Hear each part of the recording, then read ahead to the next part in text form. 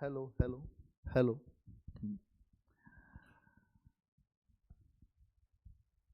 मध्यकाल का समापन है और आधुनिक काल का आगाज है। एक बार आधुनिक काल पूरा मैं करवा चुका हूँ और मध्यकाल में हम लोग आखिरी में हैं। और कल हमने मध्यकाल में कहाँ से आवाज आने लगी भाई अचानक? पुनीत, पीछे आवाज कम करो।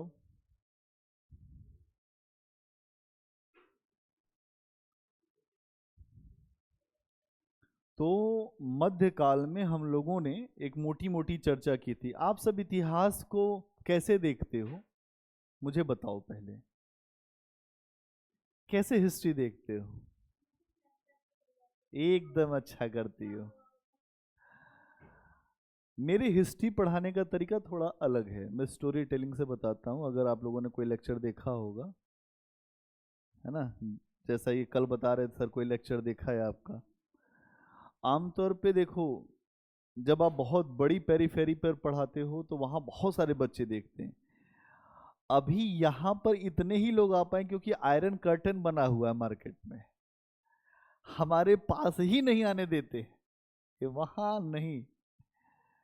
ये बड़ी समस्या है। लोकप्रियता किसी को पचती नहीं है। आपको पता है, यहाँ पे हमने 2 बार पूरे जो क्लास को भरा और दोनों बार ही बच्चे यहाँ से भगा दिए गए। क्या समस्या है यहाँ बच्चों की? कोई समस्या नहीं। लोग यहाँ पर के एक्चुअल में जो बच्चे आते हैं बहुत भोले होते हैं, उनको पता नहीं होता। और ये पूरा मार्केट सिस्टम काम करता है। आप लोग जानते होंगे कि मेरे पढ़ाने के तरीके में हमेशा आंसर लिखना होता है। मैं जो सीखा हूं वही मैं आपको सिखाता हूं। और इस जगह, इस मुखर्जी नगर में 10 साल से अधिक हो गया मुझे पढ़ाते हुए। पहले जो बड़े ब्रांड के साथ था तो अच्छा था। आज अपने नाम पर आ गए तो बुरा लग गया।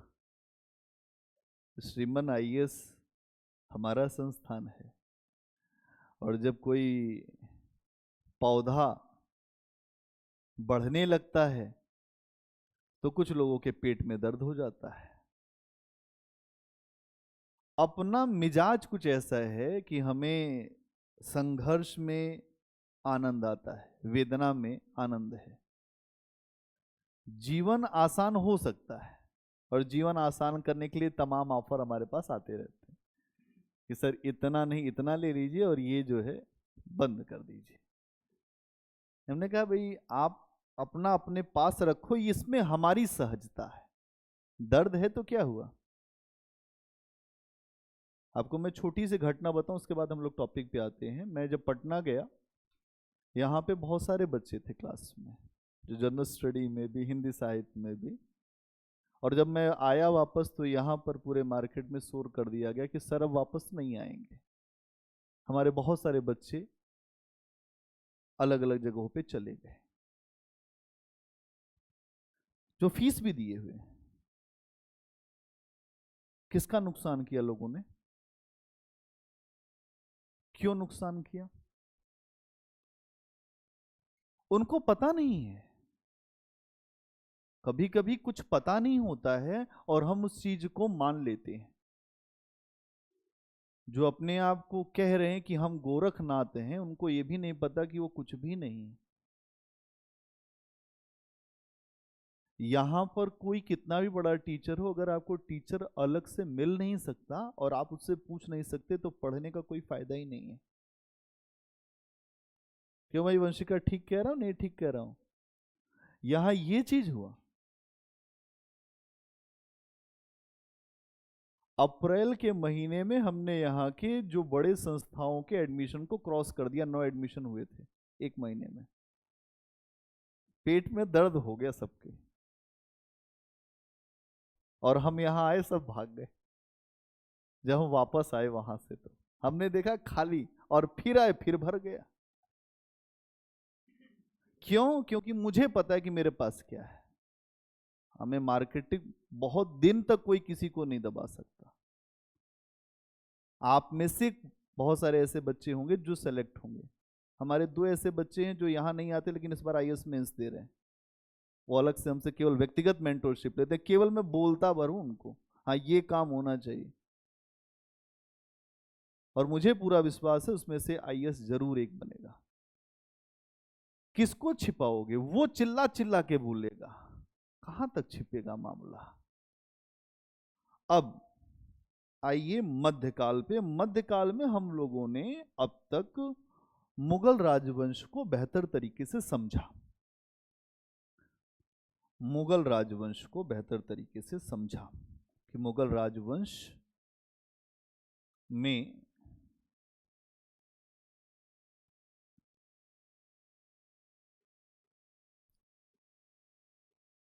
क्या स्थितियां रही, और हमने पूरे मुगल राजवंश को समझा है। अगर आप मुगल राजवंश को देखें तो मुगल राजवंश को स्थापित करने वाला कौन है? बाबर है। कौन है? बाबर है। इसके बाद हुमायूं आपको दिखाई देगा। थोड़ा सा कुछ लोग नए हैं तो आपको थोड़ा सा एक इंट्रोडक्शन देके फिर हम अपने टॉपिक पे आएंगे। और हुमायूं के बाद अकबर आया। अकबर से ही बेसिकली राजवंश मजबूती को प्राप्त करता है,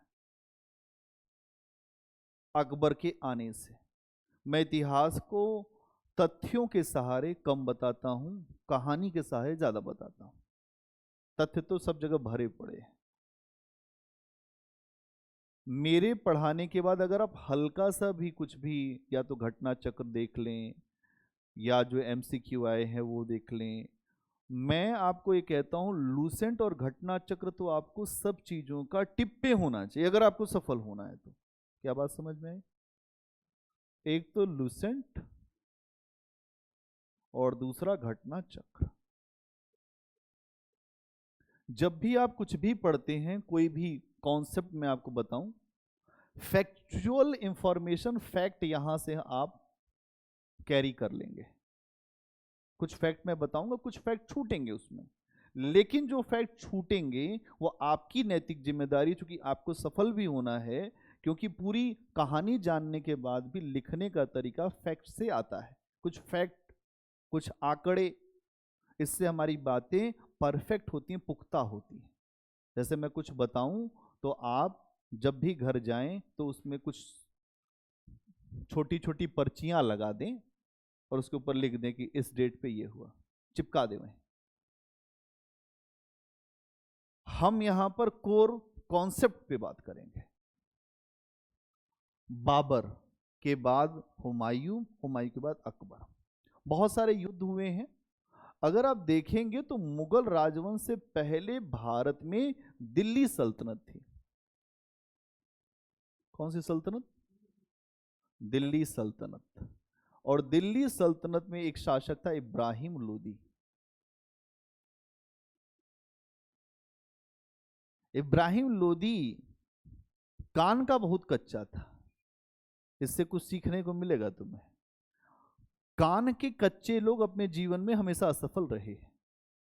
था तो शासक, ये सुल्तान था, लेकिन अपने हर अधिकारी पर संदेह करता था, बहुत ज्यादा संदेह, इतना कि अधिकारी भी इससे बचते थे।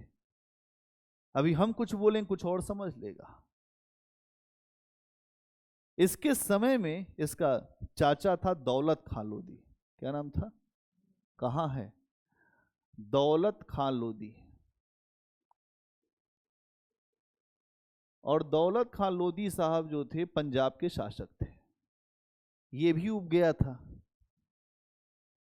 चाचा ने सोचा कि भतीजे की नाव डुबा दिया जाए। चाचा ने एक मैसेज भेजा बाबर को, और बाबर उस समय बैठा था अफगानिस्तान के काबुल में। क्यों? क्योंकि उसकी अपनी रियासत में फरगना में कुछ था नहीं, बड़ी गरीबी, रेगिस्तान ही रेगिस्तान, धूल ही धूल। करे तो करे क्या करे बाबर? बाबर को चाहिए सत्ता, बाबर को चाहिए स्टेट, वहां स्टेट है लेकिन स्टेट में कुछ है नहीं, और स्टेट में जब कुछ नहीं है तो फिर एक विकल्प यह है कि एक नया स्टेट बनाया जाए, एक नई व्यवस्था बनाई जाए, और उस नई व्यवस्था में युद्ध होगा, अनिवार्य है। काबुल में बैठा है वो जो बाबर बैठा है ना। अब आप समझिए, एक व्यक्ति है राणा सांगा। अब यहीं पे पूरा त्रिकोण समझिए मामले में। राणा सांगा ने भी कहा कि हटाओ इसको जल्दी। इसने भी मैसेज भेजा जो बाबर को कि आओ, बहुत पैसा है, इतना पैसा है इसके पास, सब लूट ले जाओ। आप इस बात को समझ नहीं रहे कि अगर कोई विदेशी व्यक्ति आएगा तो लूट के हो सकता है, अगर न जाए तो क्या होगा। अगर नहीं जाएगा तो एक बड़ा खतरा यह उत्पन्न होगा कि आपका स्टेट ही आपके हाथ से निकल जाएगा, राज्य में ही आप भी नहीं बचोगे। इसको कहते हैं अदूरदर्शिता। भारतीय लोगों में दूरदर्शिता की अत्यधिक कमी रही है। इतनी बात समझ गए। अब क्या हुआ, बाबर आता है 1526, पानीपत की पहली लड़ाई। बाबर सामने इब्राहिम लोदी। इब्राहिम लोदी पूरी फोर्स एकदम भरी हुई, 1.5 लाख सैनिक, बाबर मात्र 10,000 सिपाही। लग रहा था कि हारेगा ही हारेगा बाबर। इब्राहिम लोदी का जीतना तय था। भाई आप ऐसे सोचिए कि एक तरफ 1.5 लाख लोग हों, अगर दौड़ जाए तो 10,000 आदमी मर जाएगा।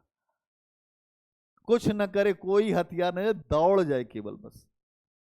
क्यों दीपक? लेकिन दौड़ना भी लोग नहीं जानते, दौड़ना भी नहीं जानते। अब हुआ यही, इब्राहिम लोदी के साथ जितने अधिकारी थे उनका भी अविश्वास था, पता नहीं क्या सोच ले। इब्राहिम लोदी खुद भी युद्ध के मैदान में उतर गया। उधर से बाबर ने पहली बार भारत में एक नई पद्धति का प्रयोग किया, तुगलमा युद्ध पद्धति, रूमी पद्धति, तोपों का प्रयोग, सेना को अलग अलग कमांड में बांटकर प्रयोग। सेना के 3 हिस्से बनाए, फ्रंट, फिर सेकेंडरी, फिर थर्ड आराम मोड में। इन लोगों को पता ही नहीं है, पूरी सेना खड़ी है, जनता जनार्दन। उधर क्या है, वहां सेना फोर्स में अलग अलग हिस्सों में बटी हुई है। पहले हिस्से को यह कहा गया कि इतनी तीव्रता से वार करो कि सामने वाले को लगे बहुत बड़ी फोर्स है। युद्ध शुरू हो गया, और जो तीरंदाज थे, बाबर अपने साथ तीरंदाज लेकर आया था। बाबर ने कहा कि लगाओ इब्राहिम लोदी का निशाना, सेनापति मार गिराओ, राजा को मार दो, अपने आप सेना ध्वस्त हो जाएगी। चलने लगा युद्ध। अब लग गया बाण इब्राहिम लोदी को, धराशाही हो गए इब्राहिम लोदी। 1.5 लाख की सेना लगी भागने। जब राजा नहीं, जब सेनापति नहीं, तो युद्ध का क्या ही होगा। बाबर जीत गया। बाबर का विश्वास एकदम लबरेज, कॉन्फिडेंस लेवल एकदम हाई कि अब कोई नहीं है। अब उसने कहा कि ऐसा है। तब तक राणा सांगा को समझ में आया कि यार हमने बुलाया, कहीं हमारे पे ना हमला कर दे। कर दिया हमला। 1527 खानवा की लड़ाई, राणा सांगा गया। आप जानते हैं कि राणा सांगा बड़ी मजबूती से लड़ा था। राणा सांगा को अपने ही राजपूत लोगों ने यह देखा कि भाई ये सबको मरवा देगा, तो 20 देके मार दिया। हारने की तैयार ही नहीं राणा सांगा है, नहीं हारना है अपने को। उस लड़ाई में बाबर को यह समझ में आया कि भारत में कुछ वर्ग ऐसे हैं जो बहुत जीवट हैं, जो लड़ेंगे ही लड़ेंगे। राणा सांगा से लड़ने के बाद बाबर की जो सेना है उसने लड़ने से मना कर दिया। पहले राउंड में जब हुआ तो राणा सांगा हावी हो गया, तब बाबर ने रात में सारे सैनिकों को बुलाया। ये सारी बातें मैं कहां से बताता हूं? बाबरनामा। क्योंकि हिस्ट्री मैं यूनिवर्सिटी में पढ़ाता था पहले, यहाँ दिल्ली विश्वविद्यालय में। इसके अलावा एमडीयू यूनिवर्सिटी है जो महर्षि दयानंद विश्वविद्यालय, ये रोहतक हरियाणा में, वहां भी मैंने पढ़ाया। तो मेरे पास अनुभव उधर का भी और इधर का भी है। तो वहां पर चूंकि आप जानते हैं कि टेक्स्ट पढ़ते हैं, तो उसके वजह से बहुत सारे नॉलेज वहां से आ जाते हैं। कंपटीशन में हम कोर नॉलेज पढ़ते हैं तो वो चीजें पता चल जाती है। अब जब हमला हुआ तो राणा सांगा की तरफ से मजबूती से जो संघर्ष हुआ, बाबर ने रात में अपने सिपाहियों को बुलाया, कहा ऐसा है फरगना की गरीबी अगर आज हार गए, कल वही गरीबी वही रेगिस्तान की धूल फकवाऊंगा, और तुम तो मरोगे मैं भी मरूंगा, न पानी है न कुछ। और कहा कि तुम लोग बैठ के जो शराब पी रहे हो, शराब के प्याले तोड़वा दिए, सारे शराब के प्याले तोड़वा दिए बाबर ने, और वहीं जिहाद का नारा दिया। कहा जिहाद करना होगा, धर्म युद्ध है ये, जान नहीं बचेगी, ये राजपूत बड़े खतरनाक है। राणा सांगा का हाथ कट गया तो फिर भी लड़ रहा था राणा सांगा। अब समझिए राजपूत, देखिए कोई भी वर्ग हो, चाहे राजपूत हो, जाट हो, गुज्जर, जब तक आपको अपने भीतर से नहीं आएगा तब तक लड़ ही नहीं पाएंगे आप। कितना भी आपको वर्दी पहना दे हम कमांडर की, जाके युद्ध भूमि से भाग आएंगे। आप जो ब्रिगेडियर की वर्दी पहन ले, कर्नल की वर्दी पहन ले, कुछ होने वाला नहीं है साहब, अंदर से आता है मर मिटने का जुनून। और ये हर वर्ग में हो सकता है, विश्वास होना चाहिए। जिसको जितना विश्वास अपने ऊपर होगा वही जीतेगा। इसीलिए तो दशरथ माझी का नाम है। हर वर्ग में वीर हैं, ऐसा नहीं है कि किसी एक वर्ग में है, हर वर्ग भारत में वीरता को रिप्रेजेंट करता है। अब मामला यहां पर बाबर इस तरीके से जीता खानवा। तो खानवा की लड़ाई जीत लिया, जो पानीपत की लड़ाई जीत लिया, फिर चंदेरी की लड़ाई 1528 उसको भी जीत लिया। 1529 घाघरा, घाघरा अफगान शक्ति, क्योंकि इब्राहिम लोदी अफगान शक्ति का ही एक नेता था। और अफगान अगर आप देखेंगे तो अफगान भी भारत में लगातार एकजुट हो रहे थे, क्योंकि वो मुगलों को नहीं घुसने देना चाहते थे। अफगान कौन था? शेरशाह सूरी। आप समझिएगा, बाद में अफगानों ने ही मुगलों से सत्ता ली थी थोड़े समय के लिए।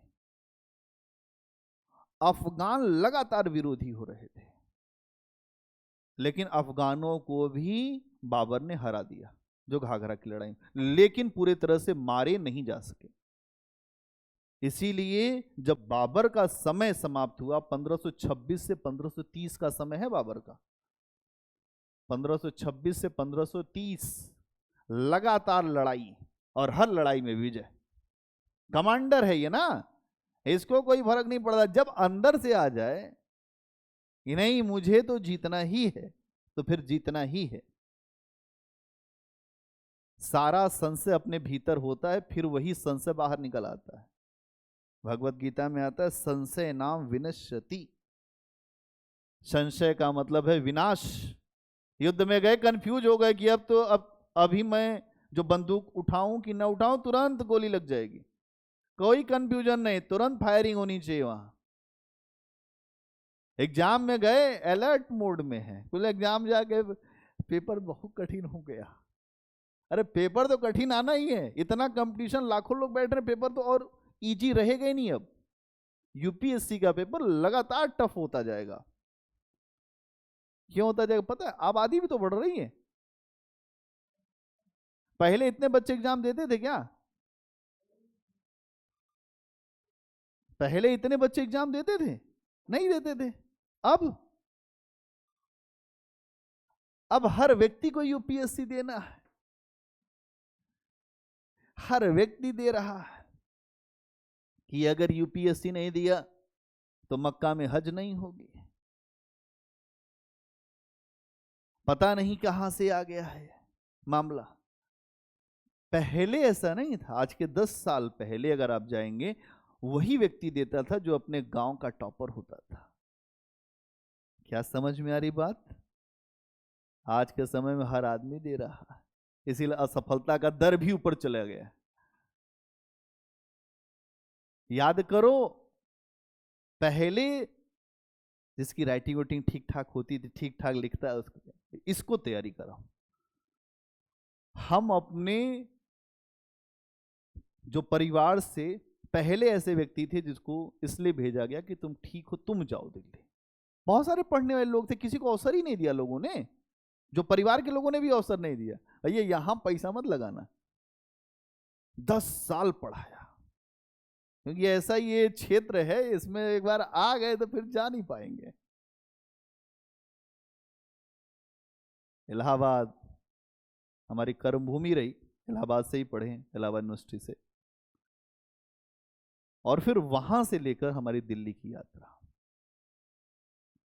आज जैसे बच्चा इंटर में, हमको आईएएस करना है, अब तो लोगों का बस चले तो क्लास 6 से आईएएस कराने लग जाए।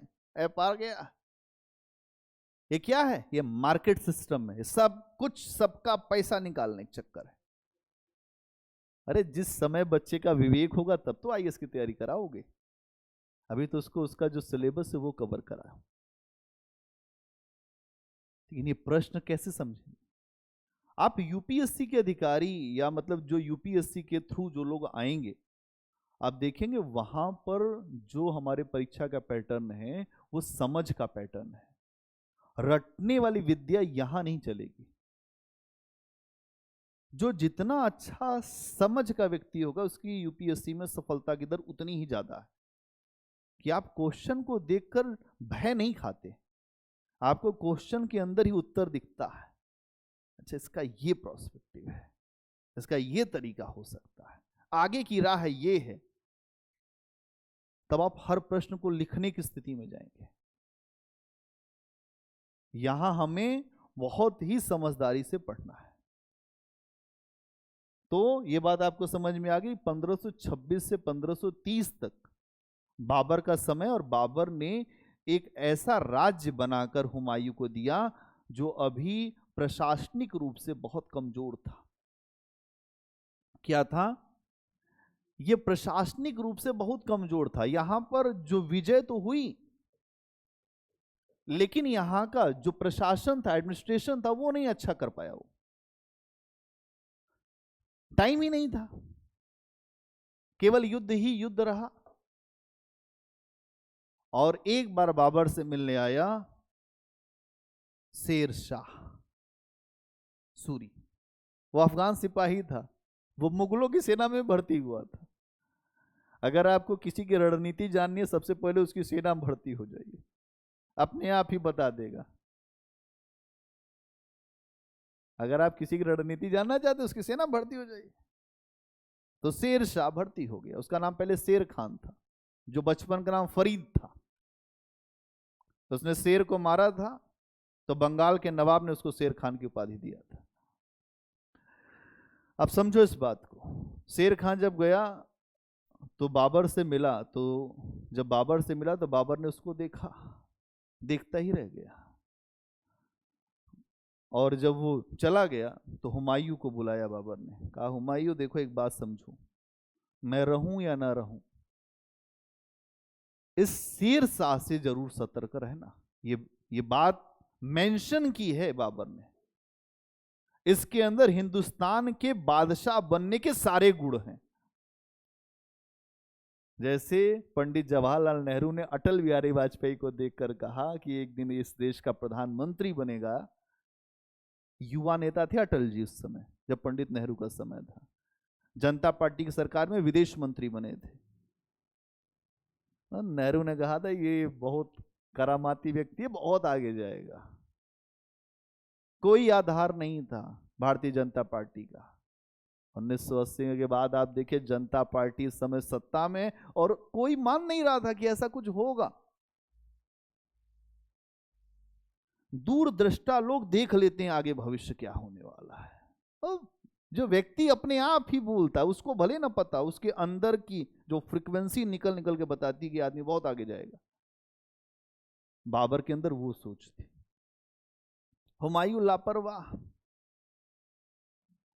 हुमायूं को आप देखेंगे तो वो ज्योतिष का बहुत ज्यादा मानने वाला व्यक्ति था और स्पिरिचुअल टाइप का भी व्यक्ति था।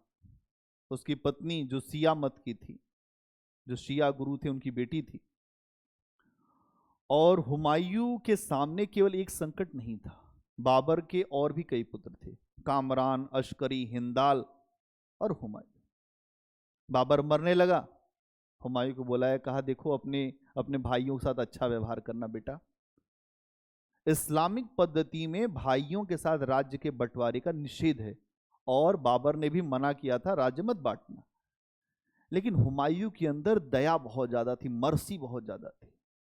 जो अच्छे व्यक्ति होते हैं उनके अंदर मर्सी होती, इसीलिए उनकी गर्दन भी कटती। लेकिन अगर वो ये सोचे कि नहीं मैं मर्सी नहीं दिखाऊंगा तो फिर मतलब ही नहीं है। मर्सी तो हमारा स्वभाव है, दया हम छोड़ नहीं सकते। कहते हैं कि दया बिनु संत कसाई और दया करी तो आफत आई है।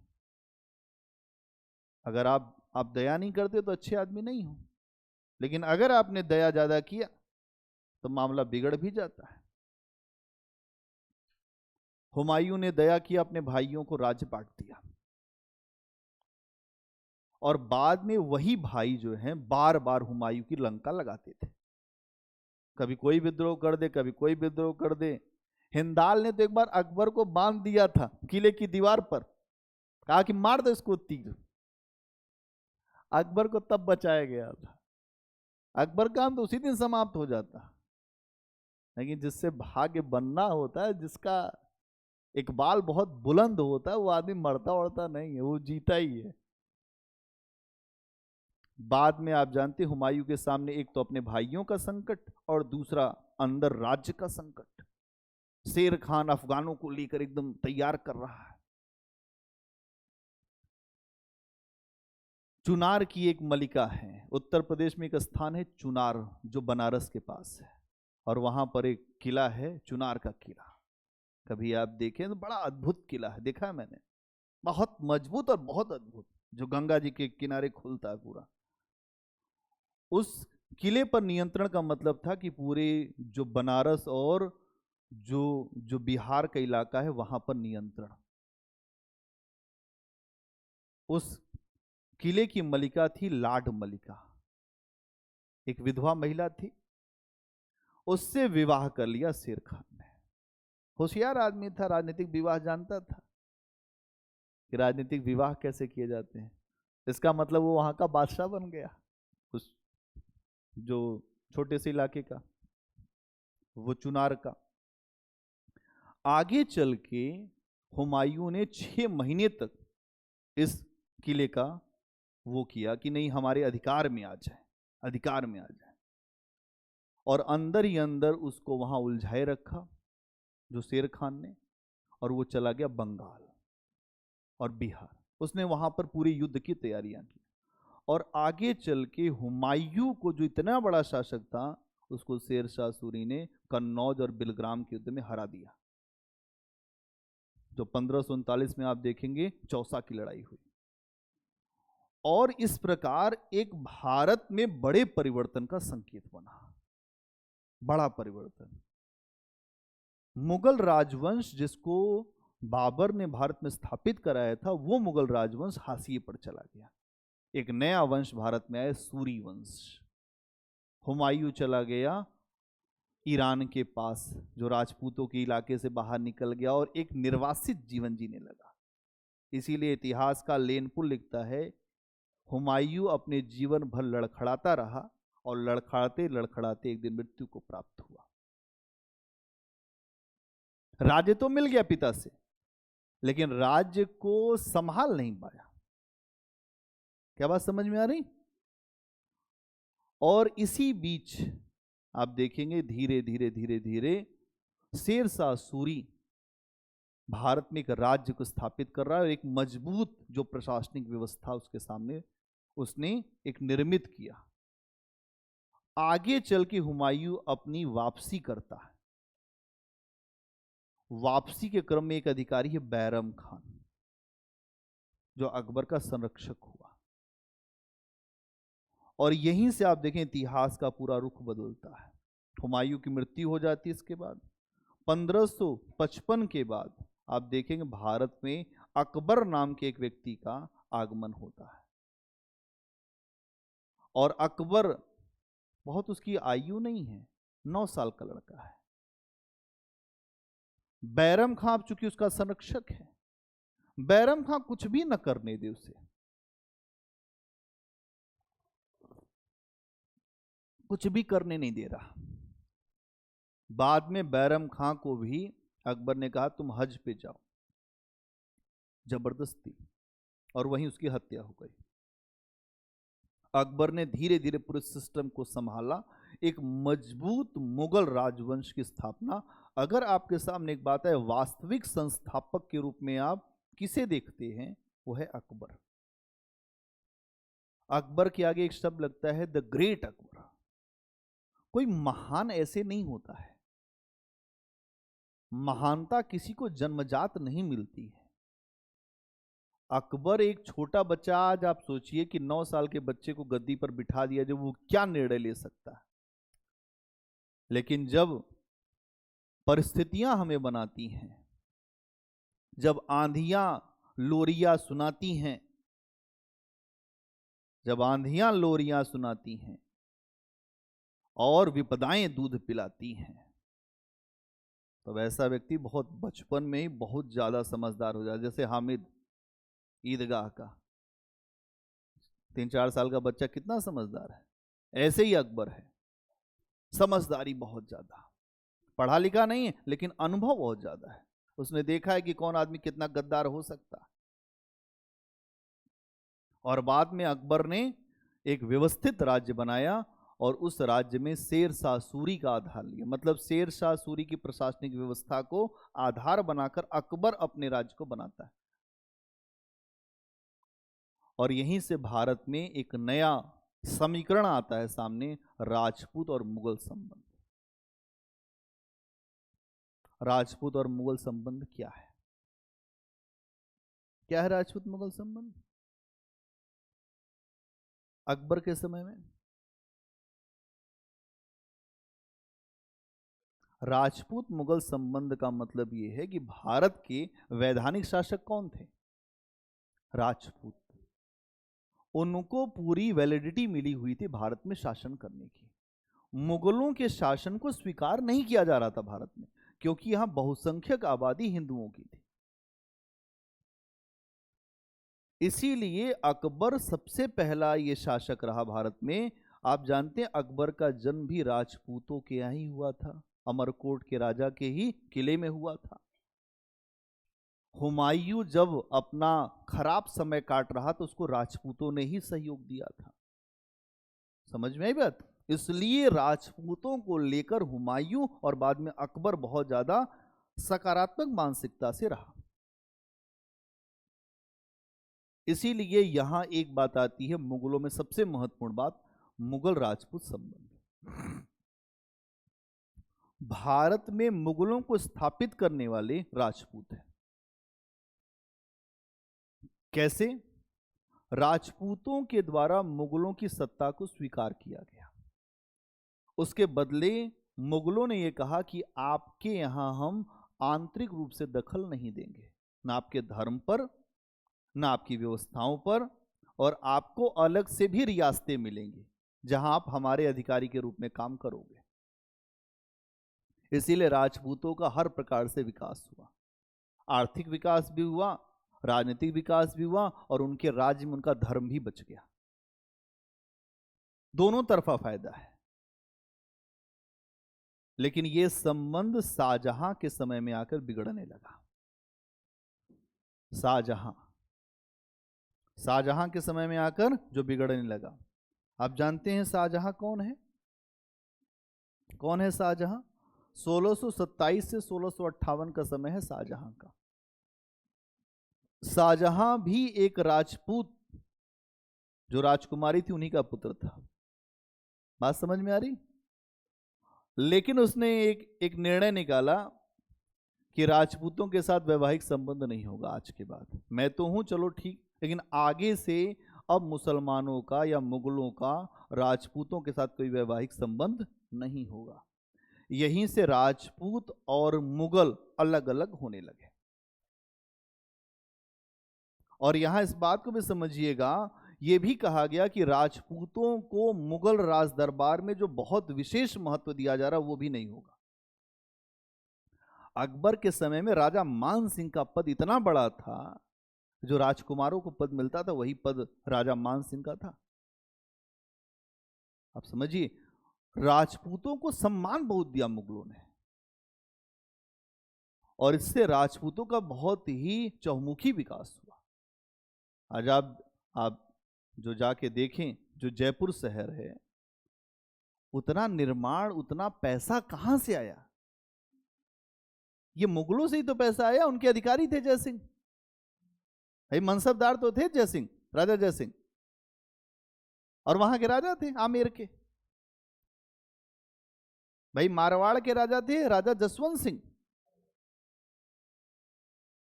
वो भी अधिकारी थे इनके मनसबदार थे। पैसा फ्लो हो रहा था यहां से वहां। तो आप समझिए कि सबसे महत्वपूर्ण आधार यह समझना है कि मुगलों के साथ जो राजपूतों के संबंध अकबर के समय स्टार्ट हुए और जहांगीर के समय में आके बदलने लग गए। जो जहांगीर के समय कह रहा हूं, जो शाहजहां के समय में आके बदलने लगे। और शाहजहां ने सबसे पहले यह कह दिया कि भाई हमें आपसे वैवाहिक संबंध नहीं करना है। इसके अलावा और क्या है, आगे आप देखेंगे औरंगजेब के समय में, औरंगजेब पे ले आ देते हैं आपको। औरंगजेब के समय में मामला और बिगड़ गया राजपूतों के साथ। औरंगजेब कैसे गद्दी पर आया था, क्या जानते हैं कहानी? शाहजहां के बहुत सारे पुत्र थे, औरंगजेब, दारा शिकोह और भी कई पुत्र थे, लेकिन दो महत्वपूर्ण हैं। दारा शिकोह जो था उसको लघु अकबर कहा जाता था, और उसकी उपाधि थी शाह बुलंद इकबाल। वही मुगल शासक बनने वाला था शाहजहां के बाद। औरंगजेब छोटा था, शासक उसी को बनना था, लेकिन औरंगजेब ने सत्ता को जबरन हथिया लिया, और उसके लिए अपने भाइयों का सबका कत्ल हुआ। और एक कत्ल हुआ दारा शिकोह का। दारा शिकोह रहता तो भारत में जैसी कट्टरता औरंगजेब के समय में आई, वैसी कट्टरता आती ही नहीं। वो उपनिषदों का फारसी अनुवाद कराता है, जो सिर्रे अकबर के नाम से। अब आप ये समझिए कि जो शासक उपनिषद जानता हो, वो धर्म के नाम पर तो हत्या नहीं कराएगा, लेकिन मुल्ला मौलवियों को दारा शिकोह नहीं चाहिए था। सांप्रदायिकता की जो भावना है ना भारत में, वो औरंगजेब के समय से ही शुरू हुई है। नहीं तो हिंदू और मुसलमान साथ में बहुत आराम से रह रहे थे। सांप्रदायिकता को जानबूझकर उठाया गया, हवा दी गई, और औरंगजेब को सत्ता पर लाने वाले भी ये मुल्ला मौलवी लोग ही हैं। औरंगजेब ने धर्म से अपील किया कि मैं सुन्नी मत को मानता हूं और मुझे सहयोग किया जाए। राजा जसवंत सिंह जो मारवाड़ के शासक थे, वो दारा शिकोह के पक्ष में थे, और उसके तरफ से उन्होंने औरंगजेब से युद्ध किया था। कई लड़ाइयां हुई थी, एक देवराई की लड़ाई हुई थी आखिरी, जिसपे जाकर आप देखते हैं पूरी तरह से औरंगजेब जो विजयी रहा और दारा शिकोह मार दिया गया। दारा शिकोह को मारने के बाद भी उसको हर जगह लोगों को मारने के बाद पूरे दिल्ली में लोग रो रहे थे, हर जगह घुमाया गया कि देख लो लिबरल आदमी का क्या रूप होता है। ये भाई था, मार डाला इसको। ये इसलिए दिखाया जा रहा है कि अगले बार कोई हमारे धर्म के ऊपर ना बात करे। इसीलिए औरंगजेब को जिंदा पीर कहते हैं। वो कट्टर पंथ का बहुत बड़ा अगुवाई व्यक्ति था, और वो नहीं कुछ कर रहा है, उसके पीछे मौलवी काम कर रहे हैं। वो तो केवल दिख रहा है आपको, नाम बदनाम औरंगजेब का है। औरंगजेब जो संगीत का बहुत बड़ा शौकीन व्यक्ति था, लेकिन उसके बाद जैसे शासक बना उसने संगीत छोड़ दिया। उसने सिक्कों पर कलमा लिखवाना बंद करा दिया। उसने ये कहा कि जो मुसलमान लोग हैं उन्हीं का ही दरबार में विशेष स्थान रहेगा, बाकी और किसी का नहीं। उसने कहा मुसलमान व्यापारियों को ही व्यापार करने में विशेष छूट मिलेगी, बाकी किसी को नहीं। उसने कहा हिंदू लोग मुसलमान दास दासी नहीं रख सकते, क्योंकि मुसलमान बहुत ऊपर होता। ये औरंगजेब की फिलॉसफी। उसने कहा मुसलमानों के जीवन में हर तरह से पवित्रता आनी चाहिए, तो वैश्यावृत्ति नहीं कर सकते, और वो जुआ नहीं खेल सकते, और जो जो जो शराब नहीं पी सकते। एक अधिकारी रख दिया गया मुहत्सिब, जो देखेगा कि भाई एक भी अत्याचार नहीं होना। मतलब अगर जो मुसलमान हैं उनका कल्याण होना चाहिए, बाकी और किसी का नहीं। कट्टरपंथ की नीतियों के तहत उसने राजकीय आदेश निकलवाया कि जितने भी जो मंदिर हैं, जो मेरे शासन के बाद जिनका भी कुछ भी निर्माण हुआ है, उन सारे मंदिरों को तोड़ दिया जाए। उसी क्रम में मथुरा और काशी के मंदिर तोड़े गए, जिसके ऊपर अभी मामला चल रहा है ज्ञानवापी मस्जिद का, जिसमें एक मंजू वत्स हैं जिन्होंने एक याचिका डाल रखी है। वो ये कह रही हैं कि जो ज्ञानवापी मस्जिद है उसके अंदर शिव का पूरा रूप है, अगर मस्जिद को खुलवा दिया जाए तो सारी चीजें सामने आ जाएंगी। हिंदू घुसने नहीं दिए जाते वहां। कुछ लोग तो ये बताते हैं कि ऋग्वेद के श्लोक लिखे हुए उस मस्जिद में। एएसआई अंदर जाना चाह रही है, अभी सुप्रीम कोर्ट से आदेश आ गया, रोक दिया गया 2-3 दिन के लिए। अपडेशन ये सब तुम्हारा काम, न्यूज देखना और ये सब समझना, ये सारी चीजें आ रही हैं। अब ये समझिए मामला औरंगजेब का ही है। उतने 100 साल, आप देखिए उस समय का निर्णय आज इतने 100 साल के बाद फिर से रिपीट कर गया। ये इतिहास है। उस समय तो आपने साहब तोड़ दिया, अब लोग खड़े हैं, अब सरकार भी वही है, वहां भी वही है, यहां भी वही है। अब क्या होगा? अब हम इस बात का रोना रो रहे हैं कि हम अल्पसंख्यक हैं। ये समय है, कभी आपके हाथ में पावर, कभी किधर और पावर। यहां औरंगजेब के समय में यह मामला रहा। औरंगजेब सत्ता पर आता है, उसके खिलाफ खूब विद्रोह हुए। सबसे ज्यादा मुगलों का विस्तार औरंगजेब के समय में हुआ। 20 प्रांत हो गए थे औरंगजेब के समय में, इसके पहले 15 प्रांत थे। औरंगजेब ने खूब विस्तार किया, लेकिन कभी कभी ज्यादा विस्तार भी अपने विनाश का कारण बन जाता है। इसीलिए विस्तार करने से पहले यह सोच लें कि कहीं हमारा विनाश तो नहीं होने वाला। औरंगजेब ने उत्तर भारत, अपने दिल्ली को छोड़ के दक्षिण में विस्तार करने का अपना निर्णय लिया। कहते हैं कि दक्षिण के नासूर ने औरंगजेब का विनाश कर दिया। क्या होता है नासूर? एक फोड़ा होता है जो ठीक ही नहीं होता, जिसका घाव भरता ही नहीं, हमेशा खून बहता रहेगा। नासूर कहते हैं अरे अब ये बहुत ज्यादा जो जो जहरीला हो गया। ये आता है प्रश्न कि जो दक्षिण भारत था उसको सीधे नियंत्रण करने के चक्कर में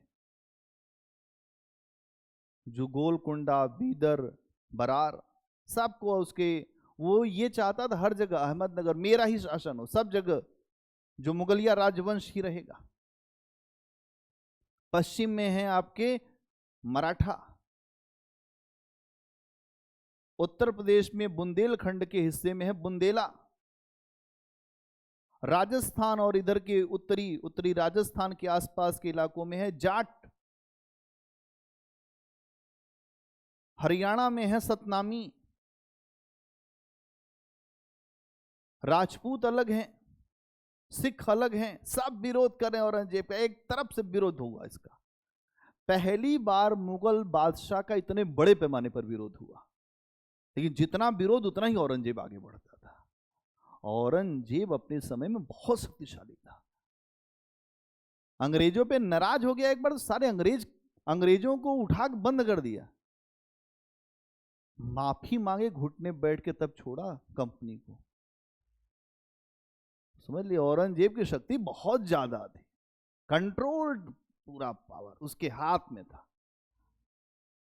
जब तक औरंगजेब जिया तब तक कंपनी की हालत बड़ी भारत में खराब थी। जितना पैसा उसने, एक बार वो जब नाराज हुआ था 1680 के आसपास, पूरी कंपनी को ही उसने जो बंद कर दिया भारत में, कि आज के बाद अगर कोई अंग्रेज दिखाई दे दिया तो फिर खैर नहीं, खाल उतरवा लूंगा।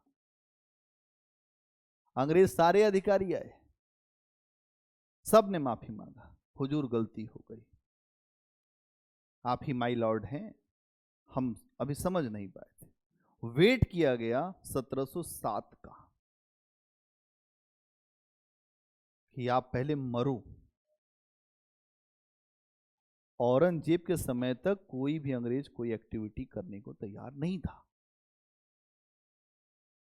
मजबूत शासक था बहुत, लेकिन मजबूत होने के साथ साथ उसको यह नहीं पता था कि मैं जितना मजबूत हूं, मेरे आने वाली जो पीढ़ियां वो उतनी मजबूत हैं या नहीं। इसीलिए 1707 के बाद 12 शासक मुगल राजवंश में हुए, कोई रंगीला, कोई कायर, कोई लंपट, अलग अलग प्रकार की उनकी उपाधियां हैं। कोई बूढ़ा, भाई जब बहादुर शाह प्रथम बना तो वो उस समय जो 70 साल का शहजादा था, उस समय भी वो अपने आप को शहजादा ही कहता था, वही जीता। उत्तराधिकार युद्ध फिर औरंगजेब के बाद भी हुआ तो बहादुर शाह प्रथम बने।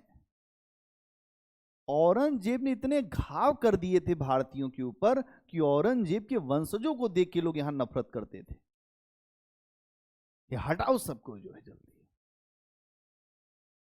भारत में जो जजिया कर थे, यात्रा कर, अकबर ने सब माफ कर रखा था। औरंगजेब के समय में हर टैक्स लग रहे थे, उसने जजिया कर को भी लगा दिया था। भारत की जनता बहुत ज्यादा खिलाफ थी। इसीलिए सबसे पहले बहादुर शाह प्रथम जब आता है गद्दी पर, उसने जजिया कर को समाप्त किया, सिखों को संतुष्ट करने का प्रयास किया, मराठों को संतुष्ट करने का प्रयास किया। एक एंगल समझिए औरंगजेब के समय में जो मराठों का है, कौन है मराठा? जय छत्रपति साहू जी नहीं, वही छत्रपति महाराज, उसी में आगे चल के जो साहू जी महाराज भी हैं, जो वंचितों के कल्याण के लिए बहुत बड़ा नाम है उनका। अपनी संपत्ति, जो राजा थे उसके बाद भी अपनी संपत्ति का दान करते हैं वंचितों की शिक्षा पर। छत्रपति हैं शिवाजी। छत्र मतलब होता है दूसरे की रक्षा करने वाला, और दूसरे को धारण मतलब दूसरे के लिए सब कुछ करेगा वो। छत्री कहलाने का अधिकार उस व्यक्ति को है जो व्यक्ति दूसरे की मदद करता हो, रक्षा करने का भार उठा ले, उसके लिए अपने भी प्राण दे दे। इस श्रेणी में अगर कोई व्यक्ति है तो वही अपने आप को छत्री कहे, और अगर नहीं है तो छत्री होने के बाद भी छत्री नहीं है। शिवाजी का अपना जो मिजाज है, मराठावाड़ा में बहुत ज्यादा गरीबी है। अगर आप देखें पूरे जो महाराष्ट्र के इलाके को, तो बहुत ज्यादा अच्छी भूमि नहीं है, उर्वर भूमि नहीं है, कुछ उत्पादन भी नहीं होता, पहाड़ी इलाका है, और वहां पर लोगों का जीवन बड़ा खराब था, कठिन था। और वहां एक नेता उभरता है शिवाजी, और उसने पूरे इलाके को एकजुट किया। कैसे एकजुट किया? मराठी भाषा। कैसे एकजुट किया? संत एकनाथ तुकाराम बहुत सारे जो वहां पर थे संत, उन्होंने वर्ण व्यवस्था को चैलेंज कर दिया था। इसीलिए आप महाराष्ट्र में जब घुसेंगे तो वहां पर वर्ण व्यवस्था उतना ज्यादा बैरियर नहीं है। इधर खूब है, उधर नहीं है। उधर हर व्यक्ति छत्रपति शिवाजी के नाम पर एक है। आप ये बोल के नहीं निकल सकते हैं कि शिवाजी क्षत्रिय इसलिए मैं कुछ भी बोल दूंगा। वहां का ऑटो वाला पीट देगा, छत्रपति के नाम पे कुछ भी कोई सुनता नहीं वहां, क्योंकि छत्रपति शिवाजी ने सबके साथ बराबरी का व्यवहार किया था, सबको सम्मान। वो रॉबिन हुड पांडे थे, जितना पैसा लूटते थे वो सब पैसा बांट देते थे। भाई शिवाजी के साथ ये था ना कि वो उस समय कुछ होता था नहीं, लूटपाट करते थे। कभी सूरत लूट लिया, आज मूड हुआ तो चले गए वहां लूट आए, और जब यहां आते थे पूरी जनता भूखी प्यासी, सबको पैसा बांटते थे, सामान बांट देते थे। इसीलिए इतनी लोकप्रियता है, इसीलिए वो जननायक है वहां पे। वहां की हर वर्ग में उनको स्वीकार किया जाता है, क्योंकि उन्होंने कोई भेदभाव नहीं किया था। ये बात मैंने फील किया महाराष्ट्र में जाके। यहां ये है, ये केवल ऐसे ही नहीं है, ये है वहां पर।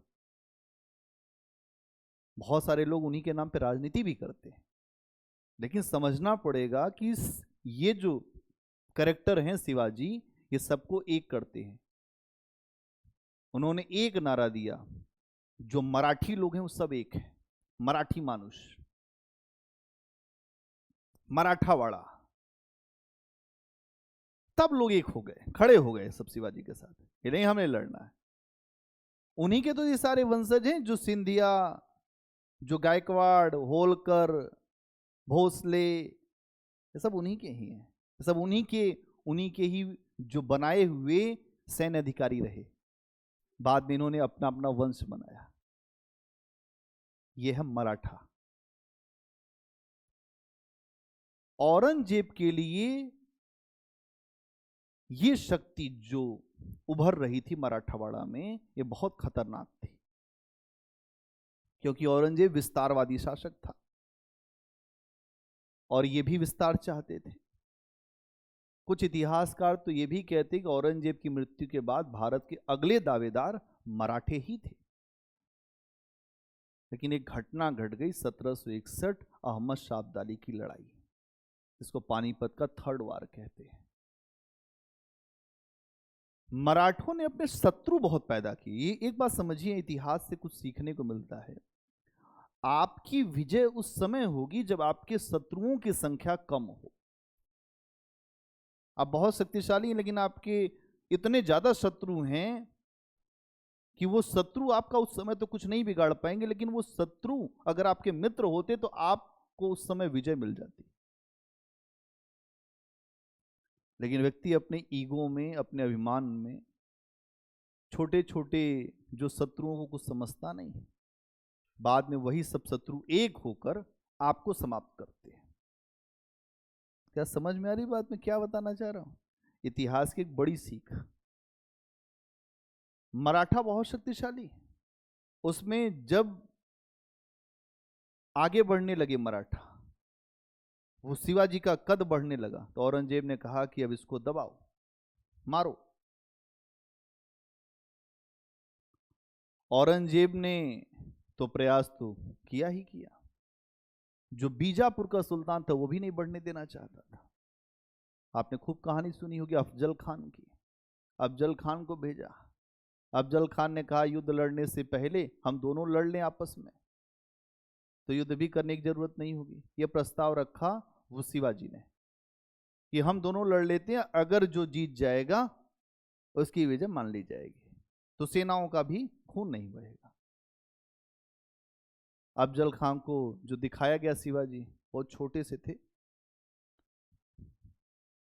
5 फुट 5 इंच हाइट थी शिवाजी की, बहुत ज्यादा हाइट नहीं थी।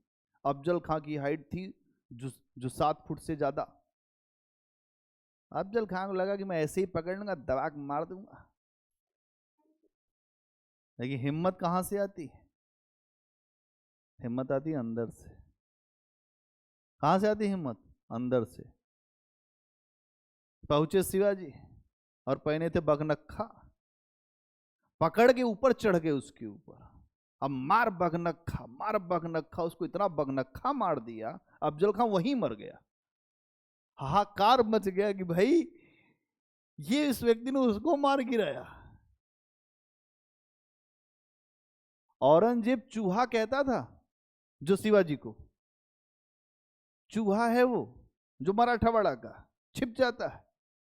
शिवाजी ने कहा आओ कभी हमारे देश, चूहा है तो ठीक है, पता चलेगा। औरंगजेब ने अपने मामा को सबसे बड़ा अधिकारी बना के भेजा। मामा जानते बहुत खतरनाक होते मामा। असली मामा अच्छे वाले भी होते हैं लेकिन खराब वाले भी मामा होते हैं। औरंगजेब का मामा था शाइस्ता खान। कौन था? शाइस्ता खान। मामा ने कहा कि भांजे चिंता ना करो, मेरे रहते चूहे को पकड़ के लाता हूं और तुझको देता हूं, कह जाओ, तुम बड़ी बड़ी बातें बोले जाओ।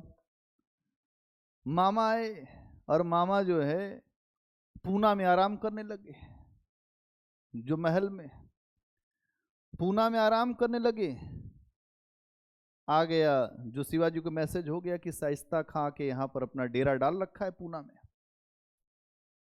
उसके बाद आप जानते हैं कि फिर क्या हुआ। 1663 में शिवाजी ने अचानक ही पूना के महल पे हमला कर दिया। शाइस्ता खां गहरी नींद में सोए हुए थे। जैसे ही शिवाजी अंदर कूदे खिड़की से, शाइस्ता खां की उंगलियां काट ली सारी। सोते हुए ही, उठने का भी मौका नहीं मिला, ऐसे शिवाजी अटैक कर दे। हालत खराब हो गई शाइस्ता खां, भाग निकला वहां छोड़ के पूना सुना। पूना से भाग निकला शाइस्ता खां, मुगल सेनापति भाग गया बिना लड़े, जो आया था पकड़ने चूहा। क्या समझ में आई बात? शिवाजी का ये खौफ था। शिवाजी ने पूरा माहौल बना दिया था। औरंगजेब इतना नाराज हुआ इस पे शाइस्ता का, मामा चेहरा मत दिखाना, भागो यहां जल्दी। फिर भेजा जय सिंह को। जय सिंह ने, चूंकि वो राजपूत था, उसने थोड़ा सा अपना दिमाग लगाया और उसने जो है वो शिवाजी के साथ एक जो संधि किया, पुरंदर की संधि।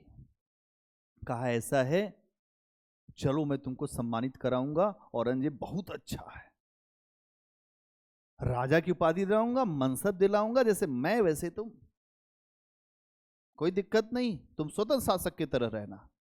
गए वहां पे जो आगरा में। आगरा में औरंगजेब चूंकि बदतमीज तो था ही, उसने बेअंदाजी कर दिया। अब यहाँ पे जो शिवाजी भी किसी के सामने नहीं झुकते थे, है कि ये क्या बदतमीजी, ये वहां पे कुछ और बोला था, यहाँ कुछ और हो रहा है, मामला ही कुछ गड़बड़ सा है। जैसे ही शिवाजी ने ये बोला, औरंगजेब ने कहा कैद करो इसको। कैद में डाल दिए गए शिवाजी। शिवाजी को गई कैद। अब भैया शिवाजी ने फिर कहा कि अब रास्ता ढूंढा जाए, तो फल की टोकरी में बैठ के शिवाजी निकल गए। पहली बार हुआ कि कोई मुगलों की कैद से भी भागा था। जैसे जयप्रकाश नारायण हजारीबाग जेल से कूद गए थे जब भारत छोड़ो आंदोलन चल रहा था, हजारीबाग जेल से कूद गए, फान गए जेल, फिर आजाद दस्ता बनाया था। वैसे ही यहां पर अगर आप देखेंगे तो शिवाजी भागे, जो फल की टोकरी में पहुंचे बनारस, वहां उन्होंने बनाया साधु का वेश, बढ़िया केसरिया पहना और पहुंचे मराठावाड़ा। हमको कहा आप कौन? कहे मैं शिवाजी राजा। अपना वेश उछाड़ा है, कहे ये मैं असली वाला। फिर उसके बाद वहां पर अपना जो रास्ते लग कर आया। शिवाजी आखिरी समय तक लड़ते रहे। यह शिवाजी के अंदर की जिजीविषा। इसीलिए भारतीय इतिहास के अब वो पात्र जिनका नाम बहुत ज्यादा पीछे छूट गया था, वो लोग बहुत ज्यादा लाइमलाइट में चल रहे हैं। छत्रपति शिवाजी महाराज, महाराणा प्रताप, जो अकबर के सामने नहीं झुके कभी, सारा राजपूताना पैर पे गिरा हुआ था, लेकिन महाराणा प्रताप अकेले व्यक्ति हैं जो ये कह रहे नहीं, मुझे नहीं झुकना है, जो बन पड़ता है वो कर लो, जंगल में रहूंगा, घास की रोटी खाऊंगा, लेकिन तुम्हारे सामने नहीं झुकूंगा। और महाराणा प्रताप को सहयोग देने वाले आदिवासी कोल भील हैं,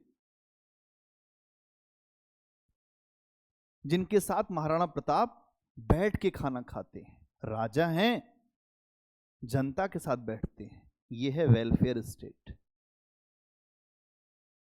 इसीलिए महाराणा प्रताप केवल एक राजपूत के एंगल से मत देखो, महाराणा प्रताप को एक इस एंगल से देखो कि महाराणा प्रताप सबके मित्र हैं, जो अपनी अस्मिता के लिए लड़ रहा है, जो अपनी स्वतंत्रता के लिए लड़ रहा है। महाराणा प्रताप उन राजपूतों के साथ भी नहीं बैठते जो मुगलों के साथ बैठे। मान सिंह के साथ भोजन करने से मना कर दिया महाराणा प्रताप ने, कहे तुम्हारे साथ भोजन करने का अब ये तुम्हारा स्तर है नहीं, मेरे साथ भोजन कर पाओ तुम। मान सिंह ने कहा इस व्यक्ति को तो मैं जरूर झुकाऊंगा, क्योंकि पूरी मुगलों की सेना उसके पास में थी, वो मुगल सेनापति था। लेकिन महाराणा प्रताप अपनी जिजीविषा और अपनी इच्छा शक्ति की वजह से लगातार संघर्ष करते रहे। 1576 हल्दी घाटी की लड़ाई, हल्दी घाटी की लड़ाई में अक्सर ये आता है, इतिहास की पुस्तकों में बड़ा विवाद है कि उसमें महाराणा प्रताप हारे थे। महाराणा प्रताप हारे नहीं थे, महाराणा प्रताप लगातार संघर्ष करते रहे। फिर जब परिस्थितियां बदल लगी तो महाराणा प्रताप अंदर चले गए। वो तो गुरिल्ला वार लड़ रहे थे ना, जैसे शिवाजी वैसे महाराणा प्रताप। इन दोनों के लड़ने का तरीका एक है, गुरिल्ला वार। उसी तरह से लड़ते हैं, जब आप अवेयर नहीं होगे तब हमला कर देंगे आपके ऊपर। और महाराणा प्रताप ने जंगल में रहना स्वीकार कर लिया। भामा शाह एक बहुत बड़ा व्यापारी था राजस्थान का। भामा शाह को कहा कि अगर भामा शाह तुम्हें लगता है कि मेरा जो लड़ने का तरीका अच्छा है तो तुम मेरे साथ में आ जाओ। भामा शाह ने अपना पूरा खजाना लगा दिया महाराणा प्रताप के लिए। एक वैश्य व्यापारी, उसका भी नाम अमर हो गया है अब, जो विपरीत समय में किसी के साथ खड़ा हो जाएगा। आदिवासी कोल भील, आज आप जाएंगे तो राजस्थान में खूब गीत गाए जाते हैं कोल भीलों के, जो महाराणा प्रताप के साथ रहे, वीरता के नायक है ना वहां के। राजस्थान में आप अंदर घुसे तो आपको महाराणा प्रताप दिखाई देंगे। क्यों? क्योंकि वो हर व्यक्ति जो भी स्वतंत्रता के लिए लड़ा उसके लिए एक बड़े नायक हैं। और भारत के नायकों का भारत में उतना सम्मान नहीं है जितना आप जाके जो विदेशों में देखेंगे। भारत की हिस्ट्री पर बहुत सारे लोगों ने काम किया है। एक इतिहासकार है कर्नल टाड, जिसने राजपूतों का इतिहास लिखा। उसने कहा महाराणा प्रताप से ज्यादा वीर तो कोई दिखाई नहीं है। उनके पास एक विकल्प था कि वो आराम से जीवन जी सकते थे। अकबर ने ये बोला कि आपको हर चीज दे दूंगा, जो ऊपर का पद है वो सब दे देंगे आपको, केवल अधीनता स्वीकार कर लिए, आप आइए भी मत। महाराणा कहा अधीनता ये नहीं हो सकता, अधीनता नहीं, संघर्ष पीड़ा, लेकिन अधीनता नहीं। आज अमर हो गए सारे नायक, और जो उनके साथ बैठ के अच्छा जो उड़ा रहे थे भोजन, सबका नाम खत्म हो गया। इसको कहते हैं नाम बनाना। नाम बनता है जो परिश्रम करता है उसका। अधिकारी आप बन जाओ, लेकिन अधिकारी बनने के बाद अगर आपने आम जनता के लिए काम नहीं किया तो फिर आपका कोई नाम नहीं है। उस काम करने में न तो किसी का नाम है, न तो किसी का धर्म है, केवल वहां काम है। अधिकारी का मतलब ये होता है। आज के अधिकारी बनने के बाद लोग हर तरह से बातें करते हैं कि अपनी जाति, अपना धर्म। आप जिस पद पर बैठे हैं वो उससे ऊपर है, उस पे आपको बहुत सारे लोगों के कल्याण का दायित्व है। इसलिए हमेशा सही कार्य करने की तरफ आगे बढ़ना है। तो यहां आपने ये बात समझ लिया होगा। सिख औरंगजेब के समय में और ज्यादा खूंखार रूप में सामने आए। मराठा और सिख, इन्होंने मुगलों को खा लिया है। खाना होता है ना किसी राज्य को, खा गए ये लोग। क्योंकि इनको ये बहुत हल्के में लेते थे। कभी अर्जुन देव को फांसी चढ़ा दिया जहांगीर ने, कभी गुरु तेग बहादुर को फांसी चढ़ा दिया। फांसी चढ़ाने का मतलब है कि वो कौम आपके लिए लड़ जाएगी। आप फांसी जहां चढ़ाएंगे तो धर्म का रूप धारण कर लेगी, वो राजनीतिक सत्ता बन जाएगी। इसीलिए सिखों का राज्य स्थापित हुआ। जाट पहले आम किसान थे, लेकिन औरंगजेब के समय में कई जाट नेताओं को मार दिया गया। गोकुल, राजा राम, अगला व्यक्ति बना सूरजमल, वो अफलातून है जाटों का, उसने राज्य ही बना दिया।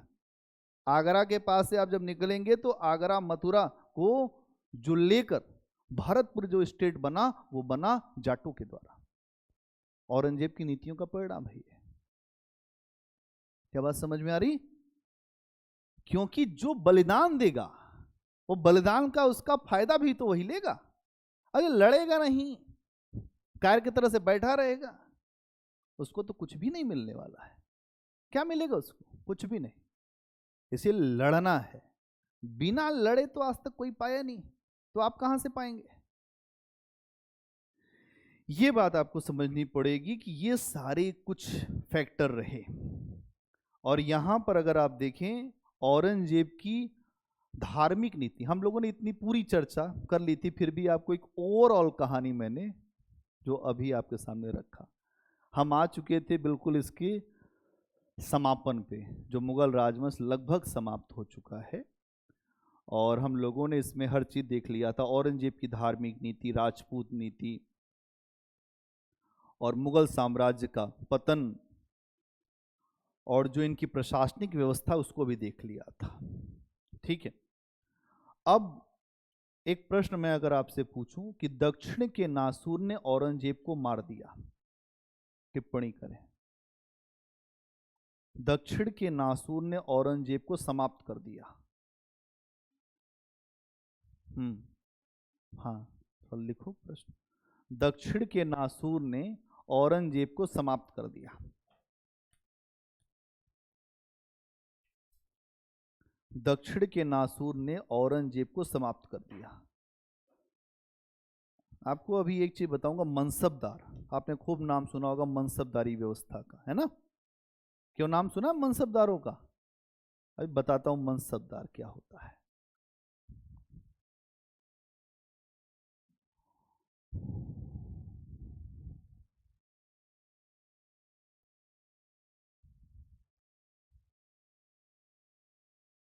मनसबदार, मनसबदार क्या होता है? मनसबदार एक फारसी शब्द है मनसब, जिसका अर्थ है पद। क्या है ये? एक फारसी शब्द है जिसका अर्थ है पद या प्रतिष्ठा। पद या प्रतिष्ठा। पद क्या होती है, प्रतिष्ठा क्या होती है? और इस पद पे जो लोग आते थे उनको कहते थे मनसबदार। जो किसी अच्छे प्रतिष्ठा वाले पद पे हैं उनको क्या कहते थे? मनसबदार। मनसबदार कि आपको जो प्रतिष्ठा मिली है इसके। अगर आप देखेंगे तो मनसबदार को मूलतः सैनिक कार्य दिए जाते थे। कौन सा कार्य दिया जाता था? सैनिक कार्य। अब आप समझिएगा कि ये जो मनसबदार है, इसी तरह का एक अधिकारी दिल्ली सल्तनत में है ना, जिसका नाम है इक्तादार। क्या नाम है?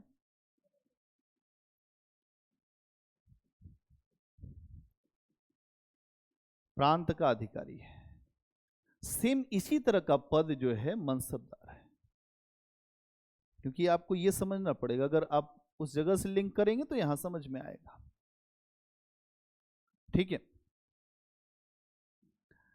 अब आप एक बात समझिएगा कि मनसबदार में केवल ऐसे लोग ही नहीं थे कि जो भारत के थे। मनसबदार में उन सभी लोगों को शामिल किया गया जो योग्य थे। वो इस देश के हो सकते हैं, वो विदेशी भी हो सकते हैं, वो कोई कलाकार भी हो सकते हैं, वो कोई भी हो सकते हैं। तो मुगलों की मनसबदारी का पेरिफेरी बहुत ओपन है। अधिकारी बनाने के लिए मुगलों ने बहुत बड़ा एरिया खोल रखा है। इससे एक बात तो ये होगी, एक तो अनुभव मिलेगा अधिकारियों का, जो जिस क्षेत्र में विशेषज्ञ होगा उसका अनुभव मिल जाएगा। इसीलिए मुगल राजवंश काफी लंबे समय तक चला। अगर आप देखें तो इसका 1526 से अगर हम लोग आकलन करें तो 1707 तक तो बहुत मजबूती तक चला। और अगर आप देखें 1707 से लेकर 1857 तक मान लीजिए कि आप इनका राज चला, तो एक लंबा कालखंड इन्होंने भारत में निकाला। उसके पीछे कहीं ना कहीं ब्यूरोक्रेसी थी, उसी ब्यूरोक्रेसी को मनसबदारी कहा जाता है। अंग्रेजों का भारत में राज्य क्यों 200 साल चला? क्या सोचा कभी इस पक्ष पर? अंग्रेजों का राज्य भारत में 200 साल क्यों चला? क्योंकि सेना, अधिकारी, ये इनके बहुत ज्यादा योग्य रहे। भारतीय सिविल सेवा को लोहे का चौफटका कहा जाता था अंग्रेजों के लिए। आईसीएस अधिकारी इस देश को चलाए, आज आईएएस भारत को चला रहे हैं। आपको समझ में आया? आप किस सर्विस में जाने के लिए आए हैं यहां? पहले इस सर्विस का नाम आईसीएस था अंग्रेजों के समय में, भारतीय नागरिक सेवा। आज क्या? भारतीय जो प्रशासनिक सेवा। अब समझना पड़ेगा आपको कि जब अंग्रेजों को यह महसूस हो गया कि हमारे अधिकारी और हमारी सेना हमारे पक्ष में नहीं है, तो अंग्रेजों ने देश छोड़ दिया। ये 1942 में हुआ ऐसा। और आप देखेंगे सविनय अवज्ञा आंदोलन के समय में भी ऐसा हुआ, जब पेशावर घटना हुई, जहां पर चंद्र सिंह गढ़वाली ने भारतीय लोगों पर गोली चलाने से मना कर दिया, खान अब्दुल गफ्फार खान पर। उसके बाद से अंग्रेजों को इस समझ में आ गया कि भारतीय सेना भी अब हमारे पक्ष में नहीं है। और 1946 में जब नौसैनिक विद्रोह हुआ, उस समय तो बिल्कुल महसूस हो गया कि अब हम रुक नहीं पाएंगे यहां, क्योंकि नौसैनिक विद्रोह को एयरफोर्स और थल सेना ने भी समर्थन दे दिया। उसके पीछे आजाद हिंद फौज अलग से संघर्ष करके आ रही थी आईएनए के रूप में। तो यहां समझना पड़ेगा कि ब्यूरोक्रेसी किसी देश की रीढ़ होती है, और भारत की रीढ़ कौन सी है? आईएएस। इसीलिए इन अधिकारियों को बहुत ज्यादा शक्तिशाली जब होते हैं तो इनको दबा दिया जाता है, क्योंकि ब्यूरोक्रेसी का हमेशा से संघर्ष रहा है जो कार्यपालिका के साथ। जो विधायक हैं, मंत्री, अक्सर देखेंगे कि वो तुमको कहा था काम क्यों नहीं सुनते हो, वो इसीलिए किया जाता है। वास्तव में उनके पास बहुत शक्ति है नहीं 5 साल के लिए, वो उड़ रहे हैं। जो अधिकारी थोड़े ठोस टाइप के होते हैं अंदर से, वो जानते हैं उस समय तो कुछ नहीं बोलते, लेकिन अंदर अंदर उनको काट देते हैं। और जो हल्के टाइप के अधिकारी वो तुरंत लड़ जाएंगे, हम जानते नहीं, हम वो तुरंत उनका स्थानांतरण करा देते हैं, ट्रांसफर करा देते हैं। इसीलिए जो अधिकारी प्रमोशन से आईएएस बनते हैं, उनको तो आप बिल्कुल हिला नहीं सकते, और सब घाट घाट का पानी पिए रहते हैं। कभी वो तहसीलदार रहते हैं, कभी एसडीएम रहते हैं, कभी वो एडीएम रहते हैं, तब जाके डीएम बनते हैं। और जो डायरेक्ट डीएम आते हैं आईएएस, थोड़े बेअंदाज टाइप के हो जाते हैं। आते ही बोले तुम इधर आओ, तो सब भी कहते हैं इनको फंसने दो थोड़ा। इसीलिए आपने देखा होगा कोऑर्डिनेशन का बड़ा अभाव होता है, और ये नौकरशाही की बहुत बड़ी समस्या है। कोऑर्डिनेशन नहीं है अधिकारियों के बीच में। आईएएस एसडीएम के साथ नहीं बैठेगा, है खड़े रहो। कल एक अधिकारी ने, अभी एक हमारे सामने मामला है कि सर थोड़ा वो मामला आप जो देख लें, क्योंकि हमारे कई विद्यार्थी हैं, तो उन्होंने कहा सर आप फोन कर दें। हम कहे भाई मैं अभी किसी को फोन नहीं करता। तो उसने एक बात कही, तब मुझे थोड़ा सा कहा कि उस अधिकारी ने कहा कि हमारे हाथ में ही तुम्हारा सब कुछ है, मैं तुम्हें बर्बाद कर दूंगा। हम के अधिकारी कब से बात बोलने लग गए? अधिकारियों के अंदर से आ जाता ना कि हम ही हैं स्वयं भू ब्रह्मा। तब हमने फोन किया, उठाया, हम के भाई क्या, क्या सर आपको किसने बताया? हमने कहा भाई मुझे किसी नहीं, इस मामले का निस्तारण करो और इसको खत्म करो बात, इससे ज्यादा हमें कोई तुम्हें बात नहीं बतानी। उसने कहा सर हो जाएगा। हमारी एक विद्यार्थी अभी आईएएस है राजस्थान कैडर में, 2016 बैच की। आमतौर पे हम किसी से कुछ नहीं कहते, और कोई ज्यादा अगर बेअंदाज बनता है उसे छोड़ भी देते हैं, क्योंकि अपने को कोई काम नहीं, अपना सब काम चल रहा है। आपको एक अच्छी जो जो नौकरी करने के लिए अच्छी सलाह हो सकती है वो दे सकते हैं, कि इस तरीके से किया जाए तो एक बेहतर विकल्प आ सकता है। उसके बाद भी आप स्वतंत्र हैं, आप कैसे जीना चाहते हैं। और जब कहीं फंसते हैं लोग, उसके बाद बताते हैं कि सर ये तो सर मिस्टेक हो गई। यहां समझना पड़ेगा कि मनसबदारी व्यवस्था ने मुगलों को कैसे मजबूत किया। अगर आप देखेंगे तो मनसबदारी व्यवस्था दो हिस्सों में बटी थी, जात और सवार, दो हिस्सों में बटी थी। कैसे? जात और सवार। तो सवार का मतलब क्या है? घुड़सवार।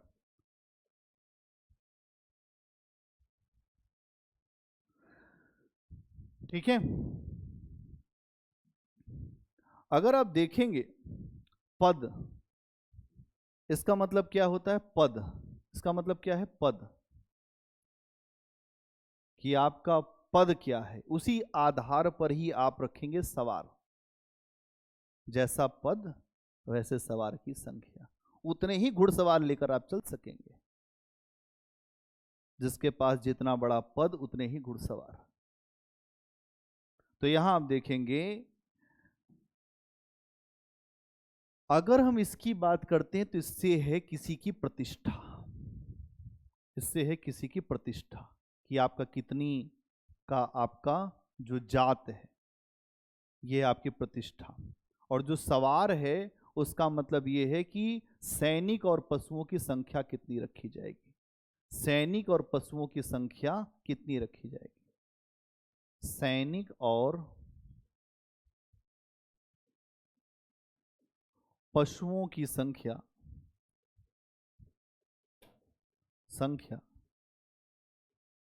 कितनी रखी जाएगी, सैनिक और पशुओं की संख्या कितनी रखी जाएगी, ये मतलब होता है सवार का। क्या बात समझ में आ गई? आई समझ में? नहीं आई? अब इस मनसबदार के कार्य क्या है, क्या कार्य होते थे मनसबदार के? पहला कार्य, अपने एक सेना रखना, अपनी सेना रखना,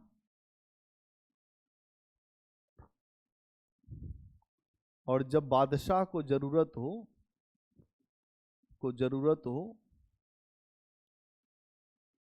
तो युद्ध के लिए तैयार रहना। जब बादशाह को जरूरत हो तो युद्ध के लिए तैयार रहना। इसके अलावा अपनी निष्ठा बादशाह के प्रति हमेशा जो बना के रखना, निष्ठा बादशाह के प्रति रखना, निष्ठा बादशाह के प्रति, मतलब एक ही है मालिक बादशाह, उसके प्रति निष्ठा चाहिए, ये शर्त है। और इस सेवा के बदले, इस निष्ठा के बदले इसे मिलेगी जागीर, इसके बदले जागीर मिलेगी, इसके बदले जागीर मिलेगी। और अगर आप देखेंगे तो उससे अपने लिए भू राजस्व, उससे अपने लिए राजस्व की वसूली करना, मतलब अपने लिए, अपने खर्चे के लिए,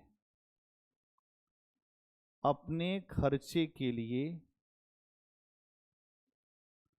भू राजस्व की वसूली करेगा, की वसूली, अपने खर्चे के लिए भू राजस्व की वसूली करेगा। इसके अलावा और क्या काम करेगा? जो जागीर मिली है, यहां शांति व्यवस्था, शांति व्यवस्था, यहां शांति व्यवस्था बनाकर रखेगा, यहां शांति व्यवस्था बनाकर रखेगा। क्या करेगा? शांति व्यवस्था बनाकर रखेगा। क्या ये बात समझ में आ गई? कुल मिला जुला के बात इतनी है कि आप हमारी सेवा करिए और आपको हम आगे बढ़ने का अवसर देंगे। अब ये मनसबदार आते कैसे थे, इनकी नियुक्ति कैसे थी? ये तो हो गया कार्य, इनकी नियुक्ति कैसे, नियुक्ति कैसे? जैसे आप पहुंच गए अकबर के सामने, अकबर ने आपको देख लिया, उसको समझ में आ गया कि नहीं आपके अंदर योग्यता है, सीधे बादशाह के द्वारा, एक तरीका है सीधे बादशाह से, सीधे बादशाह द्वारा,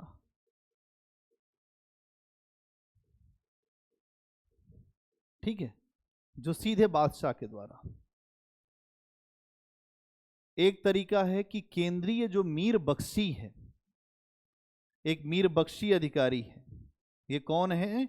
ये होता है सेनापति, जो मीर बख्शी, मीर बख्शी की अनुशंसा पर इसकी नियुक्ति की जाए, मीर बख्शी के कहने पर, मीर बख्शी के कहने पर। कौन है? ये लिख दीजिए, सेनापति।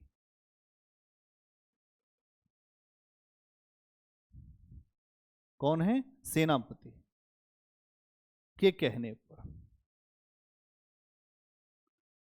अगर आप देखेंगे तो ये जो मनसबदार हैं, इनकी अगर खास बात समझें, इनका पद आनुवांशिक नहीं था। कैसा नहीं था? आनुवांशिक नहीं था,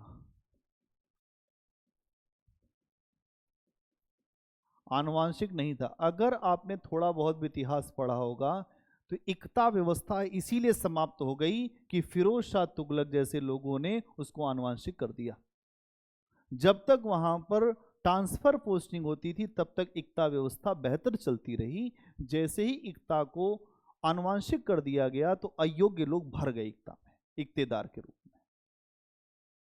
अगर किसी सिस्टम को चलाना है तो वहां पर बहुत ज्यादा अयोग्य लोगों का घुसना बहुत ही विनाशकारक होता है। कुछ ऐसे क्षेत्र हैं जहां केवल योग्यता ही एकमात्र पैमाना होना चाहिए, न कि जाति, न धर्म, न व्यवस्था, क्योंकि उसके ऊपर पूरा देश टिका हुआ है। क्या बात समझ में आई? कुछ ऐसे क्षेत्र हैं जैसे मेडिकल, आप रखिए आरक्षण, कोई समस्या, लेकिन एक सीमा के बाद आरक्षण में बहुत रियायत नहीं मिलनी चाहिए। पता चले उसको एक भी कुछ नहीं आता, हो गया ऑपरेशन करने, आपने कैंची छोड़ दिया, आपने कुछ छोड़ दिया। आप समझिए, कुछ चीजों के लिए कुछ चीजों का होना बड़ा जरूरी है। आप वैज्ञानिक हैं तो वैज्ञानिक सोच होनी चाहिए,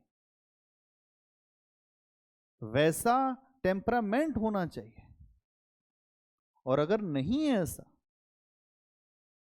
तो फिर सोच हमारी कहीं ना कहीं गड़बड़ है। तो यहां ये भी चीज आपको दिखाई देगी। इसके अलावा यहां आप देखेंगे स्थानांतरण, इसका मतलब आनुवांशिक नहीं था। इसके अलावा एक चीज और है, स्थानांतरण होता था। इसका मतलब होता है ट्रांसफर। स्थानांतरण का मतलब क्या होता है? एक स्थान से दूसरे स्थान। आज भी अधिकारी भेजे जाते हैं, आप आईएएस हो गए, एक साल एक जिले में रह गए तो पता चलेगा आप ही एक वहां पर जो जो अपना ही नेक्सस खड़ा कर देंगे। हर व्यापारी है आपके, हर आदमी है आपका, आपने रोज साइन किया, रोज आ रहा है पैसा। ये एक बहुत बड़ा कारण है। अधिकारी जिस जिले में जाता है वहां नेक्सस खड़ा हो जाता है, साहब आपको कहीं जाना है? नहीं, हमें नहीं जाना है। नहीं साहब चले जाइए, जो फ्रांस घुमाइए। बड़े बड़े वहां व्यापारी बैठे हुए हैं, उनसे आपको 1000 काम है। अब चूंकि हर आदमी लालच के सामने झुक जाता है, लालच बहुत बड़ी चीज। इतना आपने संघर्ष किया यहाँ पे, आप अधिकारी हो, आपने कहा यार अभी तो जीवन में कुछ आनंद का समय आया है, फिर आपको आम जनता नहीं दिखाई देगी, फिर आपको जनता दरबार भी नहीं दिखाई देगा, क्योंकि वहां पर उतनी देर आपको बैठना पड़ेगा तो पसीना बहेगा। वो आपको बहाना नहीं है, आपको घूम के आना है पेरिस, नहीं तो स्विट्जरलैंड। वो लोग आपका टिकट हमेशा लेके घूम रहे हैं कि साहब टिकट। कब तक नहीं मानेंगे आप? अच्छा ठीक है यार, बहुत दिन हो गया, थक गए हैं, हो ही आते हैं। आप आए, फिर उसके बाद वो 2 फाइल पहले से बना के रखे हुए कि साहब थोड़ा साइन कर दे। यही तो हो रहा है, यही हो रहा है, और कुछ नहीं हो रहा। और ये होता भी रहेगा, इसको कोई बदलेगा नहीं। कुछ लोग ऐसे रहेंगे जो हमेशा इस व्यवस्था से थोड़ा अलग रहेंगे। ये आप एकदम कह दें कि हम नहीं करेंगे, ये भी सही नहीं है, हो भी नहीं पाएगा। कौटिल्य से पूछा गया तो उसने बताया भ्रष्टाचार हमेशा होगा। अधिकारी और ये कहे मुझसे नहीं, मैं एकदम भ्रष्टाचार नहीं करूंगा, ये हो ही नहीं सकता। ये वैसे ही है कि मछली जब जल में रहती और वो ये कह दे कि मैं जल नहीं पीती। बड़ा अच्छा उदाहरण दिया कि मछली जल में रहकर और ये कह दे मैं जल नहीं पीती, वैसे ही अधिकारी है, और व्यवस्था में रहकर कैसे नहीं पिएगा। लेना पड़ेगा कुछ न कुछ। मद्रांचल पर्वत का सोमरस है वो, तो उसको कुछ न कुछ तो लेना ही पड़ेगा। क्यों मनीष, तुम अभी से तैयार बैठे हो, जल्दी मुझको मौका मिले फिर मैं ले लूं? नहीं, सही है, सही है, ठीक। इसके अलावा एक चीज और भी यहां पे, दाग और चेहरा प्रथा। दाग और चेहरा प्रथा, ये प्रथा अलाउद्दीन खिलजी के समय में भी थी, फोर्स के अंदर आज भी है, फोर्स में आज भी है। ये तो खत्म हो गया, लेकिन चेहरा प्रथा आज भी है। इसको कहते हैं हुलिया लिखना। हाइट 5 फुट 11 इंच, वजन इतना, रंग गेहुआ, कोई शरीर पर निशान, कटे हुए का निशान सर की जो बाईं ओर, उस पर लिखा होता है रोल पे। अभी आप कभी ये सारी चीजें हैं, इसको कहते हैं चेहरा प्रथा। इसका मतलब ये है कि आप किसी और को अपनी जगह न भेज पाए। आप जब जाएंगे तो आपसे पहले पूछा जाएगा कि अपने जो सर पर कटे हुए निशान दिखाओ, कहाँ लिखा, कहाँ है कटा हुआ निशान? तो आपने दिखाया। हाइट तो इतना लिखा, तुम्हारी हाइट तो अधिक है, तो भगा दिए जाएंगे। पहले इतना सिस्टम कहाँ था, कैमरा की फोटो। ये क्या है जो दाग प्रथा? एक ही घोड़ा आपने खरीदा, उनको दे दिया, कहे कि तुम ले जाओ, फिर आए ये, इन्होंने इनको दे दिया, कहे ये भी ले गए। वहां पर मौके पे सेना 11 लाख दिख रही है, और जब युद्ध हुआ तो सेना 1 लाख की हो गई। ये मामला होता था कि घुड़सवार ही नहीं आ पाया। अरे भाई, जब घोड़ा ही एक है और आदमी इतना मक्कार है, तो फिर लोगों ने कहा कि ऐसा है कि घोड़े के ऊपर एक लगेगा सिंबल, अगर एक बार आ गया तो वहां लिखा रहेगा कि उसका नंबर है 101, और अगर फिर लेके घोड़ा आए तो तुम्हारी गर्दन उतारेंगे, घोड़े की भी उतारेंगे। तब जाके एक्चुअल सेना बनना शुरू हुई। नहीं तो पता चलता था कागजों में लंबी चौड़ी सेना और असली में सेना ही नहीं। मोहम्मद बिन तुगलक को बर्बाद करने वाले भारत के व्यापारी हैं। उसने बेचारे ने कितनी अच्छी सोच से यहाँ पर जो सांकेतिक मुद्रा चलाई थी। आज भी तो सांकेतिक मुद्रा ही तो चल रही है इस देश में, और क्या चल रहा है? हर देश में यही मुद्रा चलती है, सिंबॉलिक करेंसी। कागज के नोट का कोई वैल्यू है क्या? लेकिन आपने उसके बदले उतनी ही मात्रा में गोल्ड SDR उसको रखा है। इसके बेस पे आप नोट छापते हैं, एक सीड लिमिट पे नहीं छाप सकते। अभी आप कहें सर कि यहाँ पे तो एकदम पैसा खत्म हो गया, 1000 करोड़ सरकार अभी छपवा दे तो सरकार भी खत्म हो जाएगी। पैसा उतनी ही लिमिट पे छपेगा जितने लिमिट में गोल्ड है। इसको कहते हैं सांकेतिक मुद्रा। मोहम्मद बिन तुगलक बहुत ही बेहतर था, उसने सांकेतिक मुद्रा के रूप में चाइना से सीखा था। चाइना में सबसे पहले कागज के नोट चले थे, वहां से उसने सीखा। तो उसने कहा कि भाई ये सिक्के तो जो सोने के नहीं हैं लेकिन इसका मूल्य सोने के जैसा है। अगर ठीक, लोगों ने अपने ही यहां खूब सिक्के छापने शुरू कर दिए। जितनी असली करेंसी उतनी ही नकली करेंसी चलने लगी। बाद में मोहम्मद बिन तुगलक को बताया कि साहब बड़ी दिक्कत हो गई है। कैसा है, हर करेंसी वापस ले लो, उसके बदले में सोने सिक्का दे दो। असली नकली सब भर गए, अधिक से अधिक जो है इतनी नकली करेंसी भर गई राजकोष में, इसकी पूरा राजकोष ही खत्म हो गया। तो ये ऐसे लोग हैं।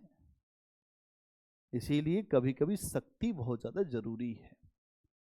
और अधिकारी आंख हैं जो सरकार की, और ये जितने समझदार और अवेयर रहेंगे उतना ही देश के लिए है। ये जो नेता भी जो लोग हैं या मंत्री जो हैं, इनका भी देश के प्रति है, और अधिकारियों का भी इस देश के प्रति अपना कोई जीवन है। अगर इस सोच से चले तब जाके कुछ व्यवस्थाएं बेहतर हो सकती हैं, अन्यथा फिर समस्या ही समस्या है। ठीक है, क्या ये बात समझ में आ गई? चेहरा और दाग, बहुत बढ़िया, चेहरा दाग समझ गए। अब समझिए वर्गीकरण क्या है यहां पे मनसबदारों का। वर्गीकरण, अलग अलग प्रकार के मनसबदार है। एक, हाँ हुलिया, हाँ इसी को ही कहते हैं, चेहरा को ही कहते हैं हुलिया। अगर मान लो आईपीएस तुमको जब भी मिलेगा, मान लो कोई आईपीएस बनना चाहे तो वहां पर भी आपकी हाइट लिखी जाएगी, आपका पूरा वजन, हर चीज वैसे ही लिखा जाता है, उसी को हुलिया कहते हैं। अब यहां समझिए वर्गीकरण। तो वर्गीकरण में सबसे ऊपर के जो मनसबदार हैं इनको स्टार्टिंग के मनसबदार कह सकते हैं। स्टार्टिंग के मनसबदार, एकदम जो शुरुआती मनसबदार है, इनका अगर आप देखें 100 से लेकर 500 तक का इनका पद रहता था। 100 से लेकर 500 तक, 100 से लेकर 500 तक इनको कहते थे मनसबदार। हाँ, जो 100 से लेकर 500 के बीच जो सिपाही और घुड़सवार रखेंगे उनको कहते थे मनसबदार। तो ये पहली श्रेणी हो गई, मतलब स्टार्ट यहीं से होता है, एकदम इनिशियल लेवल पे। उसके बाद आते हैं अमीर। अमीर भी मनसबदार है, लेकिन इनका नाम अमीर है तो अमीर के पास तो खूब पैसा होना चाहिए, अमीर का मतलब अमीर हो गया। 500 से लेकर 2500, 500 से लेकर 2500 के बीच जिसके पास जो जात का पद है, ऐसे लोग कहलाते थे अमीर। 500 से 2500।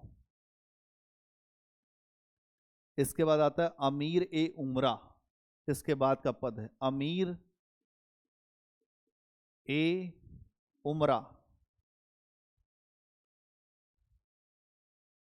यहां पर 2500 से प्लस वाले जो मनसबदार हैं उनको कहा जाता है अमीर ए उमरा।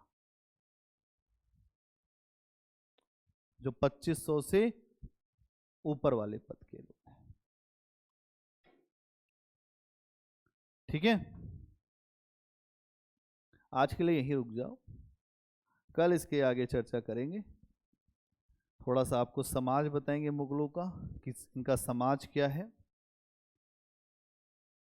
और फिर एक इंडिपेंडेंट थोड़ा बहुत और कुछ चर्चा कर देंगे, ठीक है। चलिए, बहुत बढ़िया।